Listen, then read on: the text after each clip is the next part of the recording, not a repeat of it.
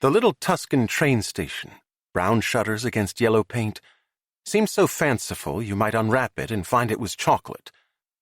The departures and arrivals sign had half its bulbs burnt out, so all our young man could discern was a cuneiform description of the current train strike. And while he looked for, and could not find, a living person, he did find a statue labeled San Drogo. The saint wore a floppy hat and seemed overburdened with a crozier, a scythe, and a sleeping lamb, as if he were carrying the shopping for another, more important saint. Our young man himself was overburdened with books, luggage, gin, fish oil, and doubt. He had followed the telegram's nonsensical instructions all the way from the eastern seaboard to Florence, whose domes and spires he glimpsed only briefly before boarding a tin-can train into the Tuscan hills, and now stood in the hot wind of a late September day. For a long time it was only himself, San Drogo, and an olive tree whose roots were breaking through its planter. Though in his later travels on sea and shore he would become accustomed to the sensation of foreign air, this first arrival in Italy would be minted forever in his memory. Here is the telegram. Giovedì. Come by 5:15 train, Florence to San Drogo. Gazelle will be waiting. Bring gin for Princess and fish oil for Faina.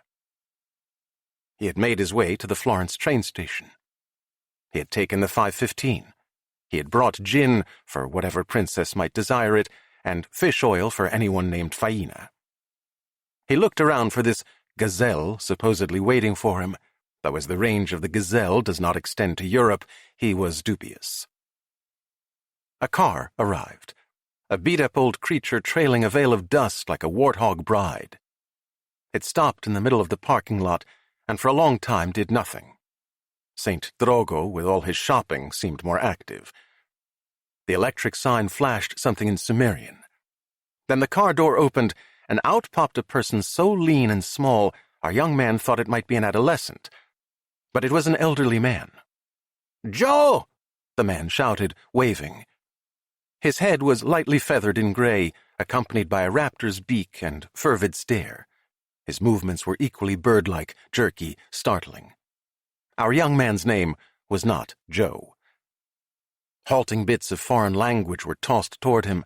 Like gym class balls, our young man was unable to catch. Giovedì was the one word he picked up. Giovedì. From this and the telegram, he realized someone had misunderstood his name for the Italian for Thursday. Then again, an American might be called anything, as might a man in a train station. "Gazelle?" our young man asked. The man nodded. He did not smile.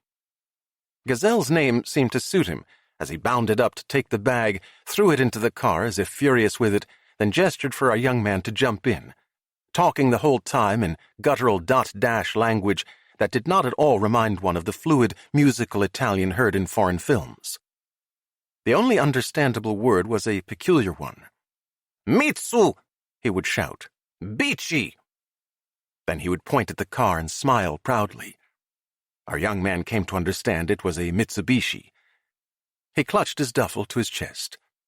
The Mitsubishi awakened in surprise.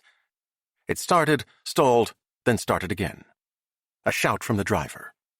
Then with a leap over a rock pile, they were off. Our young man sighed to be in a place at last where he could take life seriously. I call him our young man because the sight of him, all gangly, double-jointed limbs, waves of filbert hair, and a raised eyebrow expression of both innocence and arrogance, is so much more like a soulless marionette, an unenchanted Pinocchio, than a 21-year-old American near the end of the millennium, that I can hardly bring myself to write of him in the first person. I'm sure an elderly toad, if magically presented with his younger tadpole form, would sooner eat it up than recognize the creature as any version of himself. So it goes with time.